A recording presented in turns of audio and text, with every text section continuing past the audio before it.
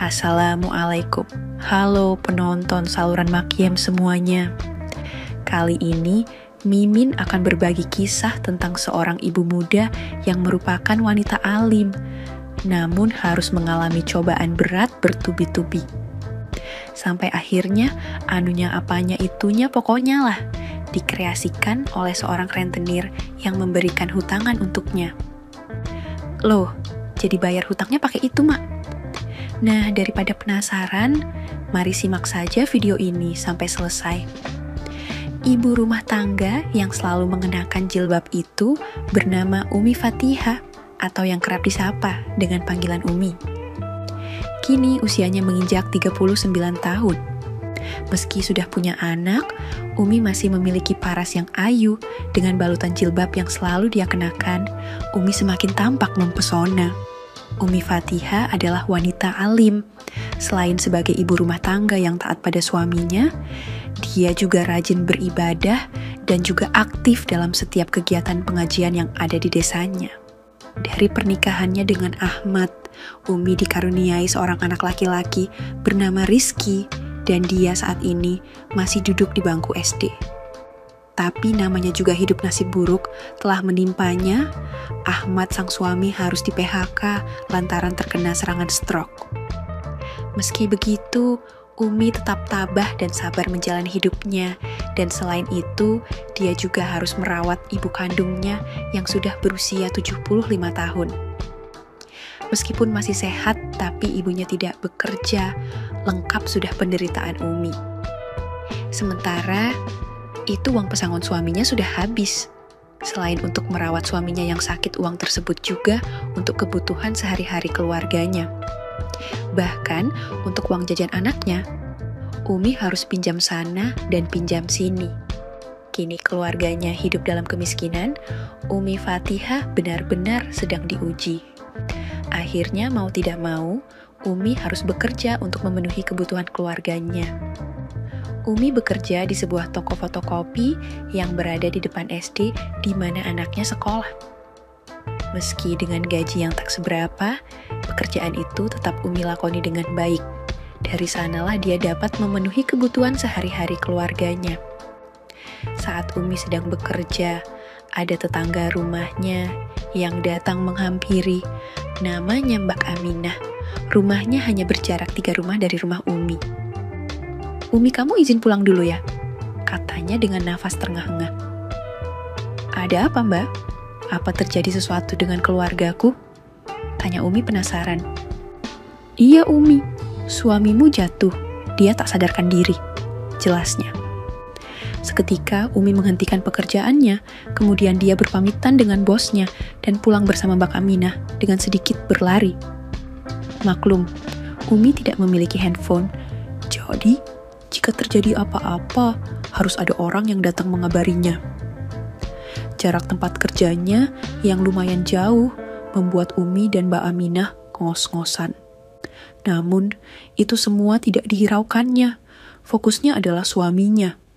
Dia ingin segera sampai di rumah untuk melihat kondisinya. Dan benar saja, ketika sampai di rumah, suaminya terbaring tak berdaya dikerumuni oleh warga. Sedangkan ibunya menangis histeris di sampingnya. "Kenapa Mas Ahmad tidak segera dibawa ke puskesmas?" tanya Umi pada warga dengan penuh kepanikan. "Tadi mau kami antarkan Umi, tapi ibumu melarang. Tidak punya biaya katanya," jawab Pak Sapno selaku ketua RT. "Masalah biaya biar saya yang cari, Pak. Sekarang tolong antar suamiku ke puskesmas," kata Umi. Pak Sapno segera mencari bantuan mobil pick-up milik salah seorang juragan toko bangunan. Setelah mobil sampai, warga beramai-ramai menggotong suami Umi ke bak pick-up. Sementara, Umi segera bergegas masuk kamarnya untuk mengambil uangnya yang dia simpan dalam kaleng biskuit Hongguan. Kemudian, Umi pun ikut serta ke rumah sakit. Namun sebelumnya dia pesan kepada ibunya untuk menjaga Rizky yang sebentar lagi pulang sekolah. Begitu sampai, Umi bergegas mengurus administrasinya agar suaminya bisa segera ditangani. Setelah mendapatkan perawatan selama seminggu, Alhamdulillah, suaminya sudah bisa dibawa pulang hari itu juga. Namun kendala muncul ketika Umi akan membayar biaya perawatan dan menebus obat-obatan di apotek. Uangnya tidak cukup untuk membayar. Umi pun meminta Pak Sapno untuk menjaga suaminya, sedangkan Umi keluar mencari pinjaman uang. Setelah mondar-mandir dari rumah ke rumah Umi, tak mendapatkan pinjaman. Akhirnya, dengan terpaksa Umi meminjam uang pada Papa Rimin, seorang rentenir yang terkenal dengan bunga pinjaman yang sangat mencekik. Tapi, mau gimana lagi? Itu semua dia lakukan demi suaminya yang harus segera pulang agar biayanya tidak semakin membengkak. "Tolong Umi, Pak," kata Umi setelah menjelaskan semuanya. "Boleh, asal Bu Umi mau menuruti kemauan Bapak," jawab Pak Parimin sambil mencubitnya memberi tanda. "Duh!" Seketika Umi tersentak. Selama hidupnya dia tidak pernah mendapatkan perlakuan seperti itu dari seorang pria yang bukan haknya. "Ini mendesak, Pak," kata Umi memelas. "Kalau Bu Umi bersedia, nanti akan Bapak kasih pinjaman khusus," kata Pak Parimin dengan menatap Umi sambil tersenyum penuh pengharapan. Tak dipungkiri, jika Pak Parimin menginginkan itu, selain ayu, Umi juga mempunyai postur yang sempurna, sehingga Pak Parimin penasaran dan ingin melihat Umi bila tidak mengenakan jilbabnya. Umi terdiam sambil menunduk. "Apa yang harus aku lakukan? Apa aku harus mengorbankan diriku?" kata Umi dalam hati. Dia pun kalut untuk mengambil keputusan yang sulit itu. "Baik, Pak, Umi bersedia, tapi Pak Parimin harus bisa jaga rahasia ini," kata Umi dengan pelan. "Bapak mengerti," jawabnya sambil tersenyum penuh kemenangan. Kemudian Pak Parimin berdiri, lalu melangkah menuju pintu depan untuk menutupnya dengan benar. Setelah kembali, Pak Parimin mengajak Umi mengobrol di tempat lain. Karena rasa penasarannya, Pak Parimin pun tidak sabar untuk segera bisa menengok segalanya. "Biar, sungguh ciptaan yang sempurna," batin Pak Parimin kegirangan saat menengoknya. Kemudian dengan tanpa ragu, Pak Parimin memulai kerjaan kreatifnya dari awal. Runtuh sudah iman Umi, wanita alim yang selama ini taat pada suaminya. Meski merasa risih, Umi tak bisa berbuat apa-apa. Ia hanya membiarkan semua kegiatan kreatif itu terjadi begitu saja. Umi kaget tanpa ukuran saat Pak Parimin mulai berkreasi dengan teori yang berlaku. Tapi, entah mengapa dia merasakan lain dari sebelumnya. Sungguh, ini nuansanya sangat berbeda sekali. Memang, sejak Ahmad sakit 3 tahun yang lalu, Umi tidak pernah mendapatkan perhatian dari suaminya. Karena perhatian Pak Parimin yang sudah mempengaruhinya, dengan ragu-ragu, mau tidak mau, Umi pun membalas dengan kreativitasnya juga. Sementara itu, Pak Parimin seperti kesurupan. Dia tidak menyangka akan mendapatkan kerjaan kreatif yang sebagus ini. Semenjak menduda 1 tahun yang lalu, Pak Parimin memang hidup sendiri. Meski usianya sudah menginjak 50 tahun, namun semangat kreatif Pak Parimin tidak bisa dianggap remeh. Hal itu dirasakan oleh Umi. Perhatian-perhatian Pak Parimin membuatnya kewalahan. Umi yang saat itu sudah terbawa suasana kreatif. Umi kembali terkejut saat melihat modal kreatif Pak Parimin yang begitu sangat besar.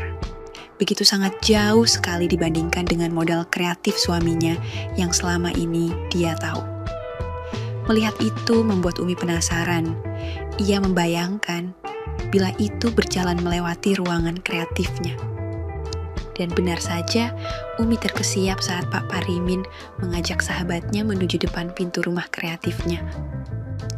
Pak Parimin dengan langkah pasti kemudian berjalan.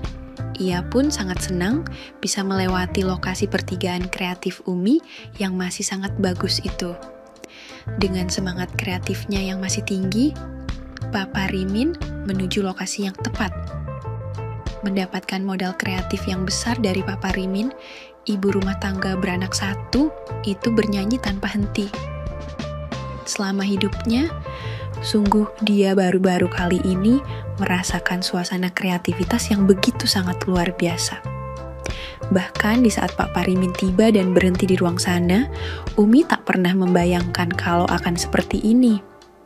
Akhirnya, setelah 20 menit perjalanan, Pak Parimin pun sampai. Kemudian, dia menaruh semua hasil kerja kreatifnya di dalam ruangan itu. Menerima pemberian upah kreatif yang banyak dari Pak Parimin membuat Umi bernyanyi pelan hingga nyaris tak terdengar. Dia heran, meski Pak Parimin sudah berusia 50 tahun, tapi masih bisa memberikan kesan kreatif yang sangat mendalam. Setelah kegiatan dan obrolan kreatif itu selesai, air mata Umi menetes dengan sendirinya. Ia sangat menyesal dengan apa yang baru saja terjadi. Dia benar-benar telah lupa diri demi suaminya. Umi harus kehilangan harga dirinya. Perhatian kreatif Pak Parimin benar-benar telah mengubah hidupnya. Masih dengan mata sembab, Umi kemudian dia berbenah, lalu menatap cermin yang ada di ruangan itu. Ini sudah terlanjur terjadi, maafkan aku mas, ucap Umi dalam hati, lalu menyeka air matanya dengan tangannya. Kemudian Umi menuju ke ruang tamu kembali. Ini Bu Umi sudah Bapak kasih keringanan, kata Pak Parimin setelah Umi duduk di sofa ruang tamu. Terima kasih Pak, sahut Umi. Tapi ingat jangan sampai bayarnya telat, kata Pak Parimin lagi. Baik Pak, Umi janji, jawab Umi. Setelah membuat perjanjian utang, Umi segera membawa uang yang didapatnya ke puskesmas. Suaminya pun bisa dibawa pulang. Sesampainya di rumah, ibu dan anaknya menyambut kedatangan Ahmad dan Umi. Suaminya kemudian beristirahat, sedangkan warga berpamitan untuk pulang. Setelah kejadian itu, Umi kembali bekerja lagi. Selain menjadi tulang punggung keluarga dan kebutuhan sehari-hari, di sisi lain, dia juga punya tanggungan utang pada Pak Parimin yang harus dibayarkan setiap minggu. 1 bulan berlalu sudah, Pak Parimin selalu menunggunya di depan rumahnya saat Umi pulang bekerja. Karena Umi meminta Pak Parimin untuk tidak memberitahukan perihal utangnya kepada keluarganya. Sehingga dia menagihnya saat Umi pulang kerja. Pak Parimin pun geram. Uang angsuran Umi yang sudah melebihi batas tempo tak kunjung dibayarkan. Memang sudah 2 kali Umi menunggak, bukan tanpa sebab. Itu karena kebutuhan keluarganya juga harus dia pikirkan. Umi pun terus meminta waktu sambil berpikir mencari kerja yang lain. Sampai suatu hari, Pak Parimin menemuinya dan meminta Umi untuk datang ke rumahnya. Setelah pulang kerja, Umi langsung menuju rumah Pak Parimin. Kedatangannya disambut oleh Pak Parimin dengan amarah. Dia pun mengancam akan membongkar kejadian kemarin, membuat Umi diam membisu. Mulutnya tidak bisa berkata apa-apa. Saya meminta waktu, saya berjanji kali ini akan saya tepati, jawab Umi meyakinkannya. Baiklah, akan aku beri waktu. Tapi Bu Umi harus bersedia saat ini juga, jawab Pak Parimin sambil mendekatkan dirinya. Tapi ini kan tidak ada di perjanjian, kata Umi menolaknya. Ya sudah, kalau tak mau, aku akan membocorkan semuanya, kata Pak Parimin sambil membelakangi Umi. Mendengar itu, kembali Umi membisu. Bu Umi sanggup? Tanya Pak Parimin memastikan lagi. Setelah berpikir sejenak, Umi pun mengangguk menyetujuinya. Dia tak mau aibnya diketahui orang lain, apalagi keluarganya. Pak Parimin pun tersenyum sambil menatap Bu Umi. Akhirnya peristiwa itu terulang lagi. Perhatian kreatif Pak Parimin yang luar biasa membuat Umi tak bisa menyembunyikan perasaannya. Dia pun mengikuti langkah kreatif Pak Parimin dengan maksimal. Apa yang telah Umi dapatkan dari Pak Parimin membuatnya keterusan. Ia selalu ingin mendapatkan hal kreatif itu lagi dan lagi. Bila keinginannya sudah melanda, Umi tak segan-segan dia berkreasi cukurukuk sendiri. Tidak pernah Umi bayangkan kalau jadinya akan seperti ini. Kemudian, Umi mencari cara agar bisa terlepas dari semuanya. Assalamualaikum, Mbak Aminah. Umi mengetuk pintu rumah tetangganya. Waalaikumsalam, ada apa Umi? Ayo masuk dulu, jawab Mbak Aminah. Umi pun duduk, Mbak Aminah menuju dapur, kemudian datang membawa segelas teh hangat. Mbak, gak usah repot-repot, kata Umi. Gak apa-apa, ada apa tuh kok kamu kayak panik begitu? Tanya Mbak Aminah. Mbak, apa pekerjaan yang Mbak Aminah tawarkan kemarin masih ada? Aku butuh Mbak, kata Umi memohon. Siapa yang mau mengurus keluargamu? Tanya Mbak Aminah. Tapi aku butuh pekerjaan itu Mbak.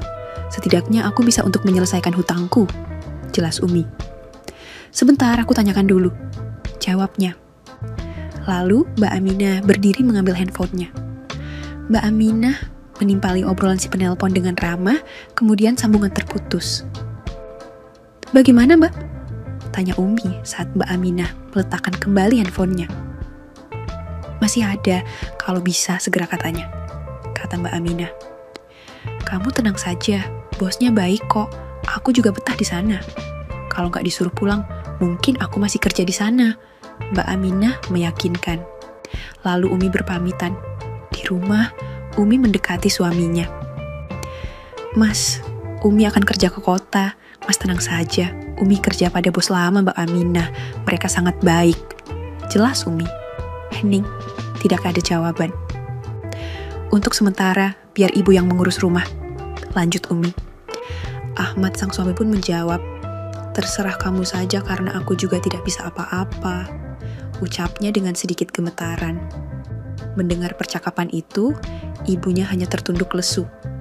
Umi pun lega meski dia tidak menjelaskan kalau punya hutang pada Pak Parimin. Lalu Umi menemui Pak Parimin. Mengetahui Umi datang, Pak Parimin pun tidak menyia-nyiakannya. Umi yang tak bisa berbuat banyak, akhirnya hanya bisa mengiyakannya. Umi berharap itu untuk yang terakhir kalinya. Pak Parimin memang hebat, meski dalam keterpaksaan. Namun, Umi mendapatkan semuanya itunya, apalah pokoknya dengan sempurna. Setelah selesai, Umi minta nomor rekening Pak Parimin dan berjanji akan segera melunasi hutangnya. Malam harinya, mobil travel berhenti di depan rumahnya. Ibunya mengantar Umi hingga halaman. Suaminya menangis dalam pelukannya. Umi pun berusaha menahan air matanya agar tak ikut luluh.